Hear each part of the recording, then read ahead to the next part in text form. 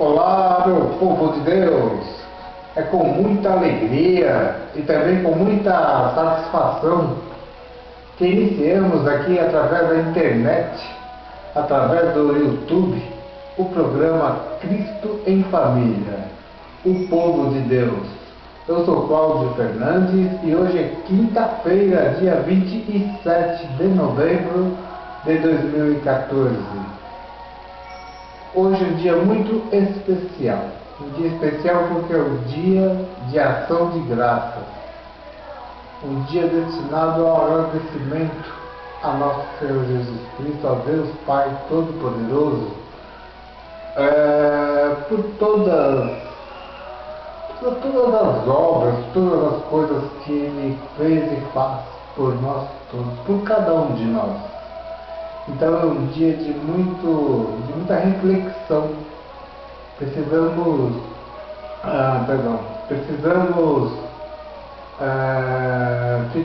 estarmos cientes desse dia, dessa ação de graça, para agradecermos o quão Ele é bom conosco. Deus, Ele é amor em todo o tempo. Deus é amor, por amor Ele mandou o seu Filho.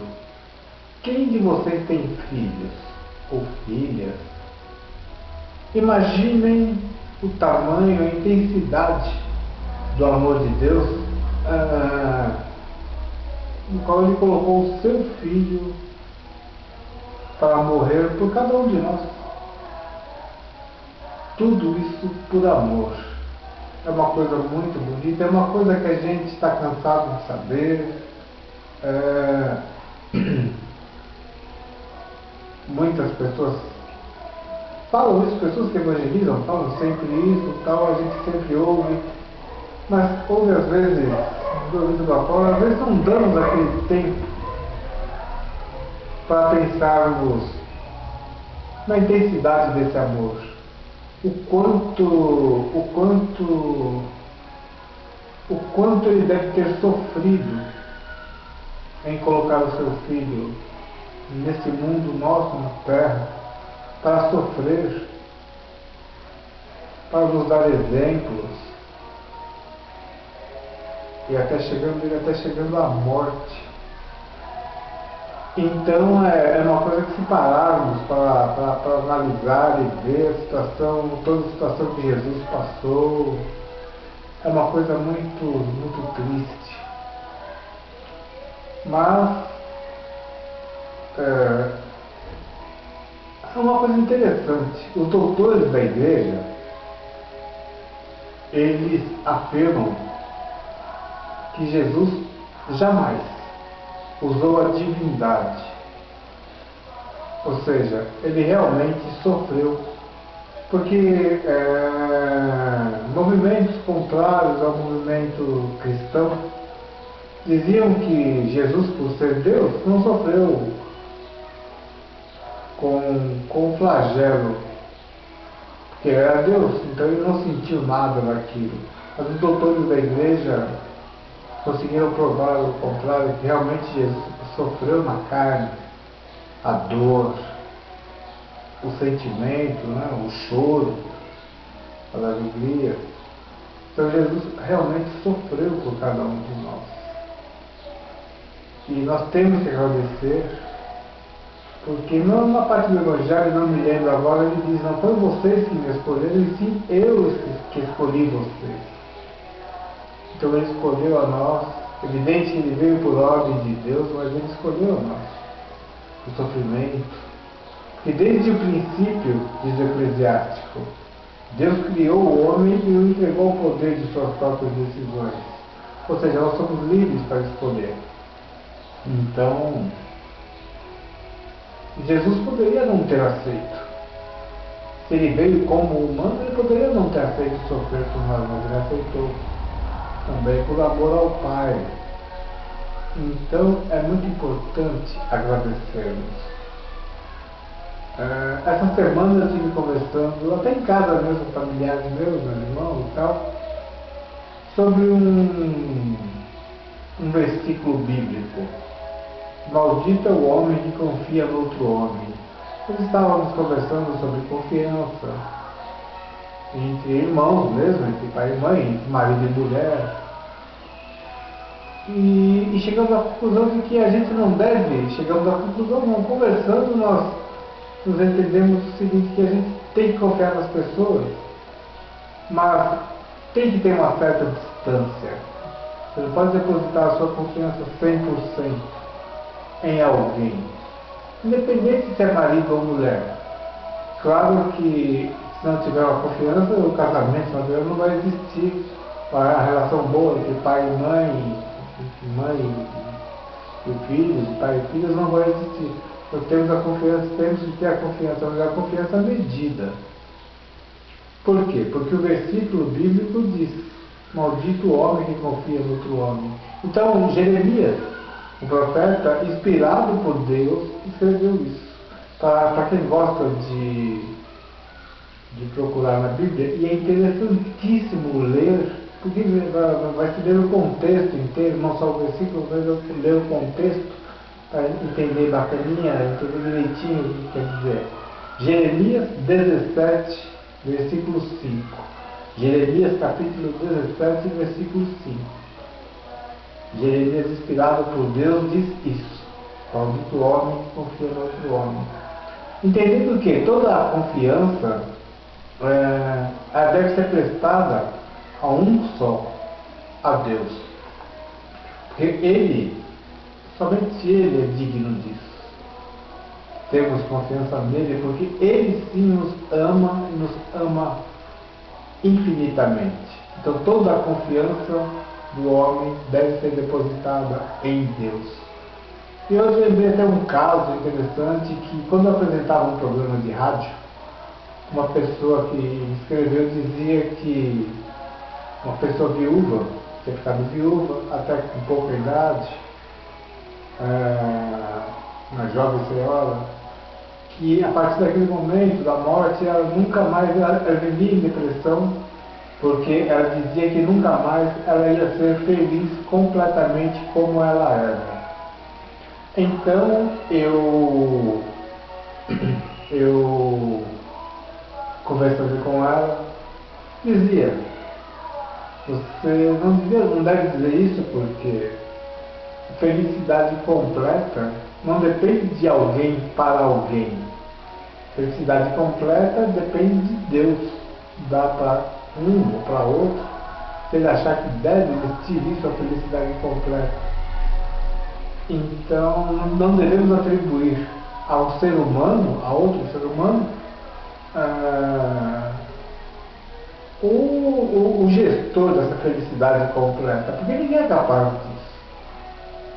E ela, depois de algum tempo conversando comigo, ela acabou aceitando a deixa, a dica, e a partir desse momento, agora eu lembrei, a partir desse momento ela voltou a ir à missa e tal. Então foi até um negócio bacana, porque ela estava revoltada com Deus por Deus ter tirado o marido dela, tal, na época, tal. Isso tem alguns anos atrás, mais de anos atrás. Então nós sabemos todos que a felicidade, só quem pode nos dar felicidade é Deus. Muita gente diz Deus em primeiro lugar e depois o dinheiro. Um padre outro dia dizia que devemos ter muito cuidado com esse tipo de coisa, porque quando você coloca assim, você rotula Deus em primeiro e dinheiro em segundo, em determinado momento você pode inverter essa situação e colocar o dinheiro em cima de Deus. Então é verdade, depois eu analisando um pouco, falei, é verdade, temos então muito cuidado. Então Deus em primeiro lugar, e o dinheiro pode ter para algumas pessoas virem em segundo lugar, mas muito longe de Deus. Tem Deus, depois tem saúde, por exemplo, eu penso assim, Deus, saúde, paz, depois dinheiro lá embaixo. Mas é assim, o dinheiro é uma consequência do trabalho, do esforço pessoal, do trabalho, do estudo, da obediência a Deus. Então, a boa vida, o bom salário, vamos dizer assim, é muito importante. Para as coisas desse mundo é muito importante. Mas temos que correr atrás. E se nós pedimos para que Deus nos abençoe e dê forças, eu acho que é o essencial. Muita gente bate no peito. Não. Se eu não levantasse cedo, eu tenho meu carro, eu tenho minha casa, porque eu levanto cedo e eu vou trabalhar, eu dou duro ali. Só que a pessoa tem que ter a consciência que se ele levanta cedo é porque Deus permitiu. Então jamais bater no peito, jamais, porque não é legal, não é uma coisa bacana. No Evangelho de hoje, vocês vão ver, vou ler agora, e no Evangelho de hoje marca o final de um tempo, o início de um novo tempo, que é exatamente esse povo de Deus. Esse povo de Deus que eu falo sempre na entrada do meu programa. Então é que é um povo maravilhoso, um povo, nossa, que Deus deu a vida no Filho dele por nós. Então essa é uma nova e eterna aliança.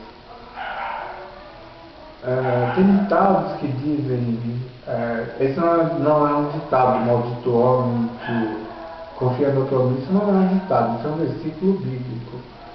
Tem muita gente que diz assim, não, mas Deus disse que faça que eu te ajudarei. Mentira, isso não tem na Bíblia. Isso não tem na Bíblia. Isso é um ditado popular. Muita gente traduz isso como Bíblia. Não, Deus falou que faça que eu te ajudarei. Não existe nada disso. Fiquem sabendo que isso é apenas um ditado popular. Para maldito o homem que confia no outro homem, isso é um versículo bíblico. Isso não quer dizer que é para sair daí duvidando de todo mundo, não é isso. É que a confiança no ser humano de um para o outro tem que ser medida. Ela deve ser medida. Ninguém pode confiar 100% em alguém, a não ser em Deus. Esse sim. Inclusive no Evangelho, não me lembro agora, desculpa, eu não me lembro. Jesus fala que qualquer problema, os discípulos perguntavam a Jesus como que ele rezava. Então ele falou, mas quando eu quero rezar, quando eu quero me dirigir ao Pai, eu rezo, Pai nosso que estás no céu, etc. Então é a oração mais forte que tem, porque a oração que Jesus fazia quando ele estava em situação embaraçosa, estava com algum problema, era essa a oração que ele fazia. Ele se dirigia ao Pai rezando o Pai Nosso. Por isso é a oração mais forte. Várias passagens do Evangelho diz que Jesus, quando estava angustiado, quando ele estava triste, quando ele precisava de Deus assim, urgente, ele se retirava ou subia uma montanha, retirava-se de perto de todo mundo e ia rezar a Deus. Então é evidente que ele disse no Evangelho que ele rezava ao Pai assim, Pai nosso que está no céu, etc. Então saibamos que toda a confiança consiste em amar a Deus sobre todas as coisas. Muito bem, eu estou em mudança, nós estamos numa correria louca, eu e a Adriana, estamos em mudança de casa, então temos uma viagem para amanhã. O programa da semana que vem irá ser feito em outro local, eu acho que vocês vão gostar muito, deve ser um cenário muito bonito e a gente vai mudar de residência, então está uma correria, vocês não têm nem ideia como está a minha vida aqui. Eu vou fazer a leitura do Evangelho, uma pequena reflexão, já está de noite, vai começar a escurecer. Uma coisa, quero pedir desculpas a vocês pelo último programa.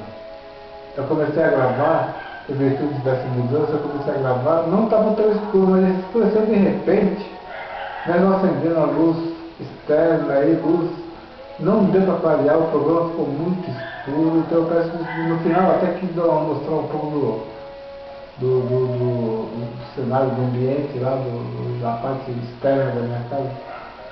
E fiquei girando a câmera lá, mas tudo escuro, não dá para ver nada, então desculpem vocês. Eu quero anoitecer muito rápido, e agora também já está quase anoitecendo, eu estou com duas luzes fortes aqui. Vai se escurecendo, então tem medo de ficar escuro novamente. Eu vou fazer a leitura do Evangelho e uma pequena reflexão depois. Mas atentem. O Evangelho de hoje, ele é do livro de Lucas, capítulo 21, versículos de 20 a 28.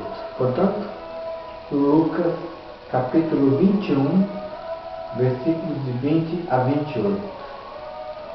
Naquele tempo, disse Jesus aos seus discípulos: quando virdes Jerusalém cercada de exércitos, ficai sabendo que a sua destruição está próxima. Então, os que estiverem na Judéia devem fugir para as montanhas. Os que estiverem no meio da cidade devem afastar-se. Os que estiverem no campo não entrem na cidade, pois esses dias são de vingança, para que se cumpra tudo o que dizem as Escrituras. Infelizes das mulheres grávidas e daquelas que estiverem amamentando naqueles dias, pois haverá uma grande calamidade na terra e ira contra esse povo. Serão mortos pela espada e levados presos para todas as nações, e Jerusalém será pisada pelos infiéis, até que o tempo dos pagãos se complete. Haverá sinais no sol, na lua e nas estrelas. Na terra, as nações ficarão angustiadas com pavor do barulho do mar e das ondas. Os homens vão desmaiar de medo só em pensar no que vai acontecer ao mundo, porque as forças do céu serão abaladas. Então eles verão o Filho do Homem vindo numa nuvem com grande poder e glória. Quando essas coisas começarem a acontecer, levantai-vos e erguei a cabeça, porque a vossa libertação está próxima. Palavra da salvação, glória a vós, Senhor. Muito bem. Lucas, ele descreve a destruição de Jerusalém no ano 70 depois de Cristo. Esse acontecimento ele marca o final, como eu disse no início, daquele povo da antiga aliança, e daí para frente não há mais aquela separação entre judeus e pagãos. O povo da nova e eterna aliança, ele será construído por pessoas vindas de todas as nações, de todas as partes do mundo. Isso se chama a nova formação do povo de Deus, que é essa formação que temos hoje. Somos nós, o povo de Deus, a nova e eterna aliança. Então, gente, é por isso que eu sempre digo: toda a confiança consiste em amar a Deus sobre todas as coisas. O agradecimento. Deus fez tudo isso por amor. Essa geração desse povo novo, esse povo de Deus, esse povo bacana, que a partir de Jesus é um povo livre, libertados pelo amor de Deus. Muito bem, meu povo de Deus, finalizando mais esta edição do nosso programa Cristo em Família, o povo de Deus. Eu me despeço de vocês até a próxima quinta-feira, se assim Deus permitir. A palavra de hoje, ela nos propõe ao agradecimento. Portanto, vamos fazer uma reflexão em casa aí sobre a intensidade, o tamanho do amor de Deus por cada um de nós, por nossas famílias, por tudo que Ele nos dá, sem esperar troca alguma. Nós não somos obrigados a amar a Deus, nós somos livres. Portanto, basta sabermos que somente Ele tem o poder de nos amar de verdade, aquele amor fiel, de dar tudo aquilo que nós precisamos para viver. Então, até a próxima quinta-feira, se assim Deus permitir. Até lá, vovô. Com licença aqui.